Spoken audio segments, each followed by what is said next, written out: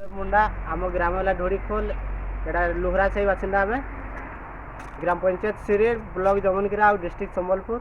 आमर ये सोलारटा होता किसी वर्ष पूर्वे सोलारू आम व्यवहार करूँ पा ठीक रहा हेल्ले किसी वर्ष गलापर सोलारटा खराब हो गला तेणु आम नलकूर उपभोग करूँ हेल्ले किसी टाइम है ए वर्ष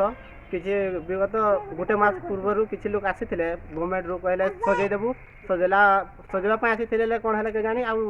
आई पारानी तेणु आम पा जो ये आम बासिंदा जिते अच्छे समस्ते